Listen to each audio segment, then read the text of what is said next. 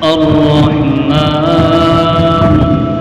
علم القرآن خلق الإنسان علمه البيان. جو چیز خطرناک ہے وہ ہے گناہ. اللہ تعالیٰ محفوظ رکھے. خطرناک چیز گناہ ہے. اچھے خاصے نمازی، صف اول کے پابند اور بزرگوں سے تعلق رکھنے والے اور اپنی شکل و صورت سے لے کر اپنے اعمال و افعال تک سب میں نیک نظر آنے والے اگر اپنا گریبان میں منہ ڈال کر دیکھیں تو گناہوں سے بچنا ان کا سب سے بڑا مسئلہ ہے.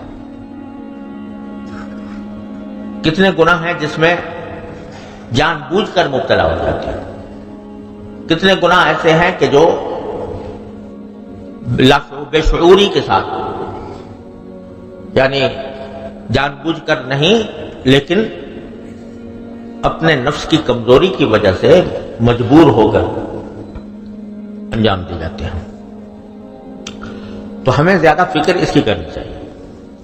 وجہ اس کی یہ ہے کہ اگر کوئی شخص اتنا عابد اور پرہیزگار ہو، عابد اور زاہد ہو کہ اس کی کوئی نماز نہ چھوٹی ہو، فرض نماز، اور وہ گناہوں سے بچ کر رہا ہو، زندگی اس نے گناہوں سے بچ کر گزاری ہو، چاہے نفل نماز ایک بھی نہ پڑھی، تہجد ایک مرتبہ نہ پڑھا ہو، کوئی نفلی نماز نہ پڑھی ہو، کوئی نفلی ذکر نہ کیا ہو، کوئی نفلی تلاوت نہ کی ہو، اور لیکن گناہ سے بچ گیا، زندگی گناہ سے بچ کر گزار دی، انشاءاللہ وہ جنت الفردوس کا مستحق ہوگا.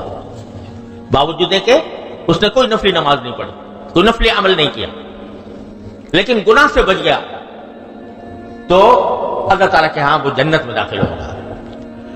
اور اگر ایک شخص ہے کہ جو نفلیں بہت پڑھی، تہجد گزار ہے اور تلاوت کرتا ہے اور ذکر کرتا ہے اور سارے دین کے کام انجام دیتا ہے لیکن گناہوں میں مبتلا ہے، وہ آنکھ کا گناہ ہو، وہ زبان کا گناہ ہو، وہ کان کا گناہ ہو، وہ معاملات کا گناہ ہو، وہ معاشرت کا گناہ ہو، وہ اخلاق کا گناہ ہو، اس میں اگر مبتلا ہے تو باوجود ان ساری نفلوں کے، باوجود ان سارے اذکار کے اور باوجود ان ساری عبادتوں کے اللہ تعالیٰ کیا پکڑا جائے گا.